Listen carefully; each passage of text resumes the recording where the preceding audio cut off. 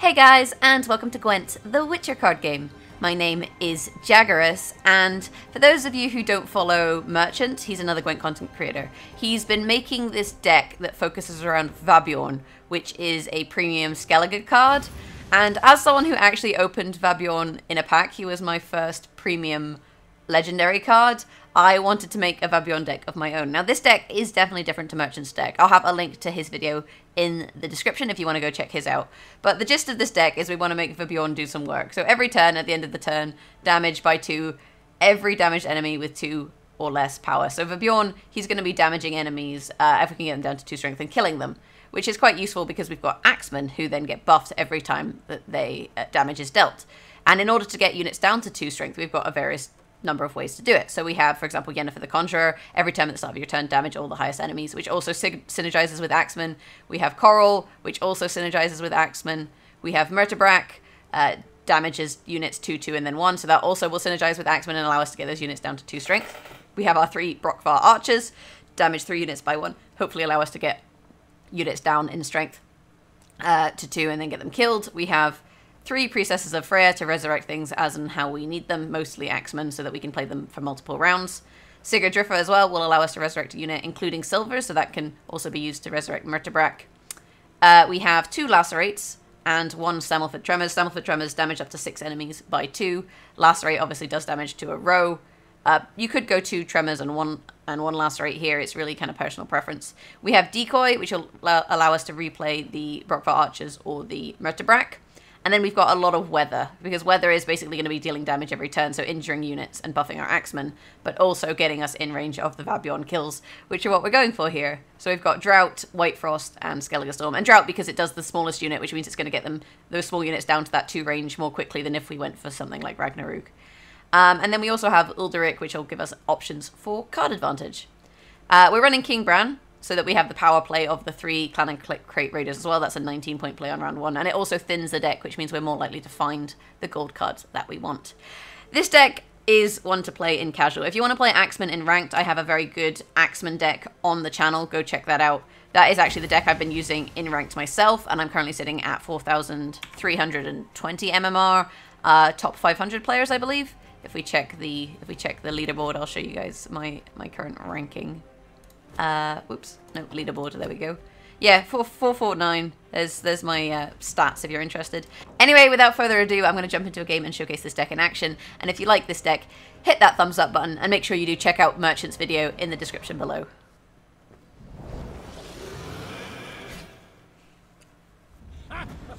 Of course, friend. Okay, so we're up against a Dagon, which is honestly the perfect matchup for this deck. This deck loves Dagon because Dagon obviously has lots of small units. We're going to get rid of our Clan and Crate Raiders first because obviously we don't want to see those. Yennefer is nice. No Vabjorn here. We have a couple Axemen, Yennefer, Frost, and some Archers. We'll get rid of one of the Archers. We'll keep Premium Archer and try and find us some gold cards. We didn't find Vabjorn, but we still have a pretty decent hand, I would say, for this round. We have, you know, some Weather. We have Yennefer, which we can use to basically start putting pressure on our opponent. And we have some Axemen as well, which we can play. So let's just get Yennefer out. And Yennefer is pretty great against monsters, to be honest, because they have lots of small units. So, you know, life is pretty good for us in that regard. She'll zap the Earth Elemental there. What we'll do next, we'll throw down our Frost on the bottom and middle rows, and that'll also start to deal damage. And you can see that starting to put those units in kind of closer range in terms of their strength. What it also means is that when we play the Axemen will get buffed before our opponent's turn, which makes it harder to kill because of the Frost. So if we play out our Axemen here, and you can see there's multiple 3s for Yennefer to hit. The Frost then triggers. There's another 3 because it gets popped. So we've got 4 3s here, and then every time that she zaps, which happens at the start of your turn, as opposed to the Weather, which happens at the end of your turn, this Axeman is going to get buffed some more. And what we can actually do is play out a second Axeman, which we'll put in a different row, because we need to play around Igni. So when you're playing Axeman, you don't want them to really have the same strength, or you want to be careful how you stack them, because if you have multiple in a row, they're more susceptible to cards like Dimertium Bomb. So this isn't too bad for us. We still have the power play that is King Bran, so I'm actually going to play out my next Axeman here. And then, you know, we can play King Bran, or we can use the Brokvar Archer to try and make his units, you know, similar strength. And this isn't very good for Dagon. There's the pass, which was kind of expected. We could go Bran here, but Bran's actually a pretty decent power play. So actually, I think what we should do is hold off on it and just play a archer. So we can use an archer here and just shoot some targets. This is going to die from the weather. These are going to get zapped. We're not going to be able to pop the eggs, unfortunately, so let's just do this. And you can see that's the round. Nice and easily won. This is the kind of power of Axeman, is once you get tempo going, because there's the zap as well. Once you get tempo going, it kind of becomes really strong. And hopefully you can actually see why I'm running an Axeman deck. Not this deck, but a different Axeman deck on the rank ladder, because of how well it does against small units like monsters. Can we have Vabjorn, please? That's not a Vabjorn. That could help us find Vabjorn. So, what do we mulligan here? At the moment, decoy is not very useful. But then we can always decoy resurrect. I think we mulligan the archer for now. Oh, there he is! The question here then becomes, do we go for the 2-0? I think we probably don't. I think we probably just thin our deck and then look at Ulderic and see what we can do with that. Let's play this for now. This is going to thin our deck of these raiders. And this is actually an even bigger play on the round 2 because they're veteran, which means they gain points. So this will actually be a 22-point play. There you go, rather than a 6-point play. I'm just wondering when we play Ulderic. We want to try and find Murtabrak. That would make our life a little bit better. So I think for now, well, let's do that. Oh, he's got a Foglet in hand. It's never fun to find a Foglet. So we'll play our Ulderic here. And we'll take Murtabrak. We discard a Lacerate, which is a shame, but all in all, it's pretty fine. And then we're, I would say, in a pretty sweet situation now to go to the next round. Unfortunately, he just played a Foglet, which was, you know, a low-tempo play. But I think for now, we just pass. It means that we'll have last say in the final round, which is always nice. But more importantly, we managed to play Ulderic, and we don't have to worry about the fact that we gave him 12 points, and that's, I think, why you pass here. If we didn't draw Ulderic, I possibly would have gone for the 2-0, simply because, you know, he'd drawn a Fogler, which means that his hand isn't so good. Ooh, Skellige Storm. Nice. Nice, nice, nice.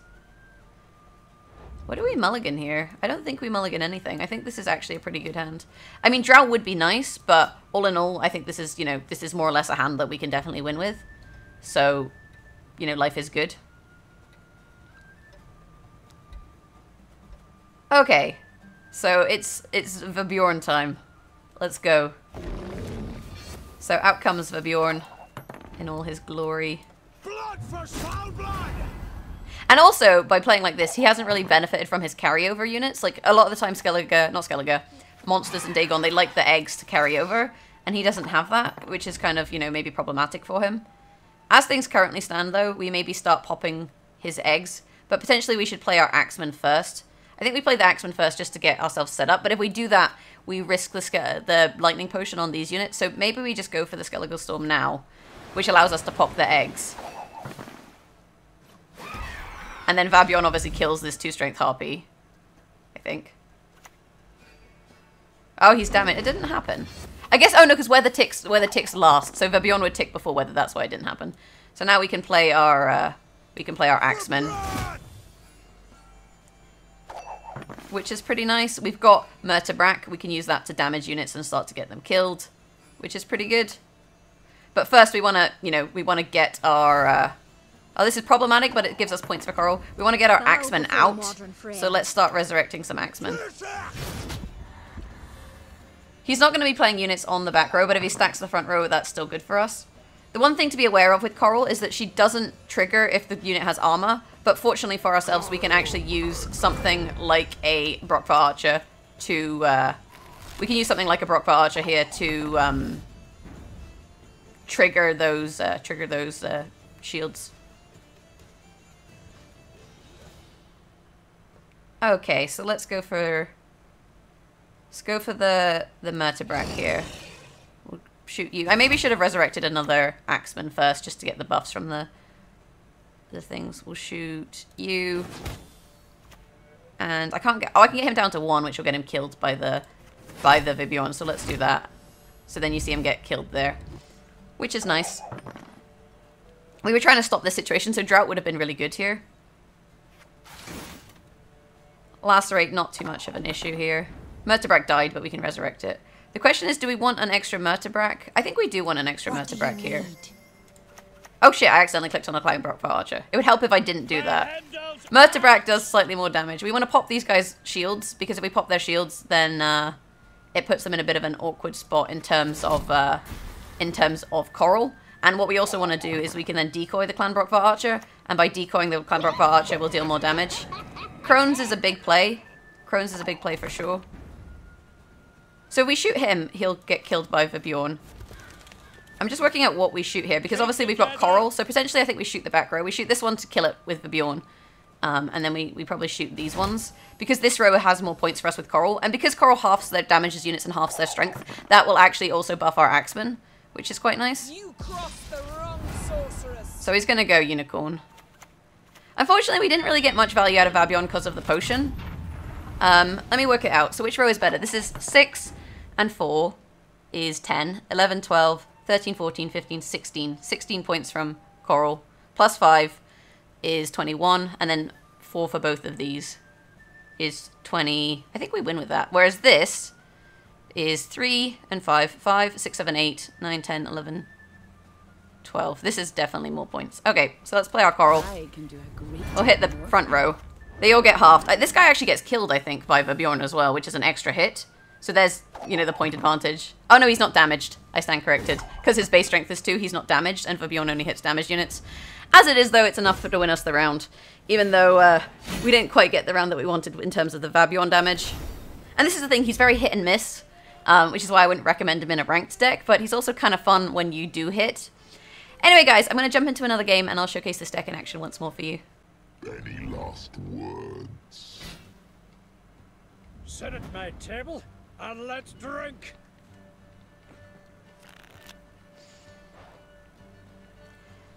Okay, so we are up against Eridan this time, which is another pretty good matchup for us. We have a Clan Crate Raider we can get rid of. Priestess of Freya. We have 3 Priestesses of Freya, which I think is too many for round 1, so we can also mulligan one of those. We're really looking for an extra Axeman would be nice. We do have Vabjorn in hand here, so we can kind of get started with that. Decoy. I'm going to get rid of the Brockbar Archer, I think. Ulderic. That's not a bad switch. The Archer's nice for kind of getting things set up for Bjorn, but it's not always perfect. But we'll open up with him here and get started. What this means is he can't play a Frost Hound because he doesn't know where we're going to be playing units. Often with Eridan, they want to open with a Wild Hunt Hound and put Frost on your units, but because we've played Vabjorn, that's not so good. We actually also have Drought in hand. Damn it. Which is really nice. He doesn't like the look of that Vabjorn. He's scared, you guys. He's scared. So let me have a think about this. Do we just go straight in with the weather? Often weather causes an early pass is the thing. I want to see how many units he plays first, so let's just thin our deck. This is also a tempo play, which is quite nice. He'll probably frost the front row with this, and we don't have, you know, anti-weather in this deck. So that's something we just kind of have to accept. But ultimately, you know, we have 12 points here. Oh, sorry, 15 points, so it's not gonna, he's not gonna kill them all for a little while. Here comes the... Oh, Crones! Okay. This is how we do it. Right. Let's play our Axeman. And then our weather? No, let's play our weather and then our Axeman, I think. So out comes the Drought. If he has Water Hag, you know, he's just going to get rid of the weather, which is annoying. Maybe we should have Skellige Stormed first, just to try and encourage him to get rid of it. But if you play Skellige Storm then Drought, then the Drought will override the Skellige Storm. Whereas this way I can at least Skellige Storm this row. Okay. Spear Tip. Fair enough. So let's play our Axeman now. And get that out on the board. A second one would be really nice here, but it's not to be. This Crone is now down to 2, so she's going to get killed by Vabjorn, which means that the weather is going to tick and hit him. So unfortunately, he's passed and we're a card down, so we have to go play a second card in order to win the round. But I think it's probably still worthwhile. The question then becomes, you know, what card do we play? And I think we probably play Murtabrack, because, you know, these other cards aren't going to win us the round. We have nothing that we can resurrect. So I think we go with Murtabrack. I think with this deck, you can't afford to lose a round. Like, even if you go 2 cards down, we do have Ulderic in hand, so we can use that. And for Vabjorn doesn't get to showcase his, like, awesomeness. I actually probably should have killed the Earth Elemental. That was a misplay. I should have killed the Earth Elemental so he didn't have any carryover. Although the carryover doesn't particularly matter because we're going to have a short second round. We'll probably just play Ulderic and pass. Yeah, I definitely should have. I should have killed the elemental, because that would have gotten us the round and removed some of his carryover, but never mind.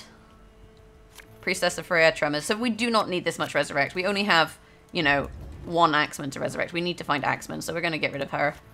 And there's an axeman, which is lovely. So we can play this. You only live once! Do we want a priestess of Freya or an archer? We want a priestess because we can always use the priestess to resurrect the archer. Obviously the other card gets discarded. So there's the archer in our graveyard. And now we pass. Oh, Yennefer would be nice here. Yennefer would be very nice here. Not Skellige Storm. White Frost would also be good. We already have Skellige Storm. White Frost would also be good. Sigurdrifa is nice. We can use her to resurrect Murktebrak. I think we get rid of a Priestess of Freya because we have decoys, so we can always, you know, replay it. It's not to be. Opponent's turn. So the thing is, they often want to buff these, but, you know, if they do buff them, that's a lot of ticks for Skellige Storm, so I think that's not too bad. So let's just play an Axeman for now, and try and get our 2 Axemen on the board, and then once they're on the board, we'll start to deal damage. Yeah, there's the potion, which is okay. Because we can then play this. The only issue here is he can cap the row with Eridan, because he's got Eridan, and he's probably got other gold cards, but he can put Eridan on the end of the row, and by putting Eridan on the end of the row, he stops the tick from happening so well. So our opponent doesn't have any sort of weather removal by the looks of things. Freya is patient, we'll play this and bring back this Axeman, and pop it down in the front row. You can put it in the middle row or the front row, but if you have them separated like this, if they have White Frost, then they can't hit both of them, which is nice. Yeah, so there's capping the row. But we can still, you know, pop these. We can still pop these eggs. And try and get a good lacerate, basically. Alternatively, we just Tremors here. I think we probably just play Tremors here. There's not anything that I want to resurrect just now. So let's play Tremors. He's got more than 6 units on the board as well. So that's pretty good. And you can see all the buffs coming out there. Not exactly where we wanted them to land, but never mind. We want to stack a row for stuff like Lacerate and Coral, basically. And ideally, you play Coral before you play Lacerate, because Coral does half damage, whereas Lacerate does 3. So if you take 3 strength off something, you're potentially, you know, removing strength from Coral. Oh, this one's gonna hurt. So I think here we'll resurrect the Murktebrak, because we can always decoy it and get more damage out. So we'll pop him down in the middle row, damage units by 2, then 2, then 1. We don't want him to have really 3 units in a row, because if he has 3 units in a row, then he benefits from Thunderbolt Potion. So let's go for... I guess we leave this row and we'll go for the back row. He's already played Crones, so he's not unlikely to stack the back row. Because as you can see, he's already played them. We saw them in the first round. So we're better to maybe try and get him to stack the front row. So much Frost. We can let this get ticked once more and actually decoy it. Alternatively, no, I think that's probably the best way to do it. This Frost is really annoying. He's getting a lot of points per row. But there's not an awful lot I can really do about it. So shoot you, and then we'll make both of these 3s. Which means we could actually lacerate and kill them, which is probably a good play in case he plays the potion. But if he does play the potion, we've got the Coral, so it's not too bad. This one, the biggest problem is all of this Frost. Like I said, we don't run anti-weather. You could tech in some anti-weather, but we don't personally run it. Ooh, we could decoy the Frightener onto this row, and that'll give us an extra card. Let's do that. I think it's a better play than decoying the Murktebrak. And we can also move something else onto this row, but I think it'll go on the far end, unfortunately. So we'll take this guy. Priestess. I mean, once the Frightener ticks, he'll start to get ticked. Ekimara. We can half this, so that's not too bad. If we kill these, half this. Let's lacerate then. I don't want him to Thunderbolt Potion, so we're just going to remove that option, basically. And we see we're still ticking the Wild Hunt Navigator, which is pretty good. What can I resurrect in here? I'd like to resurrect something that does damage, but unfortunately I can't because of the Axeman. So do we wait here? Because if he Thunderbolt Potions, we can Coral. So I think we resurrect and we just pull a Clanic Crate Raider. It's not ideally what we want to pull here. We'd rather deal some damage, but you know, it is how it is. 46 to 32. There's the Thunderbolt potion. So let me see. 4, 1, 2, 3, 4, 5, 6, 7, 8, 9, 10. Yeah, so we do more damage, and we hit 3 units versus 1. So with the coral, which will buff our 2 axemen even more. So this is the better play than hitting the Ekamara, which is why we made the play the way round that we did. Naivety is a fool's blessing. Gales into what? Igni? If I'm going to get Igni'd, then we just lose. The fact that he's thinking means it's not Igni. Because if it was Igni, you'd just play it. Like, you just straight play it. Imlerith, maybe? Sometimes they run Imlerith. It's quite common. Come on, make a choice. I'm going to take 6 damage from weather, so I'm actually only on 46 points.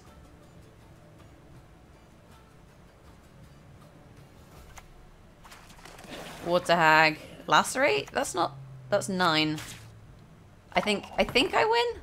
Hey, we win by 1 point. Oh, it's hard to bear. Got to beat all of the meta monster decks with a silly Vabjorn deck. And look at that, we beat an Eredin, and we beat a Dagon. We'll send a good game.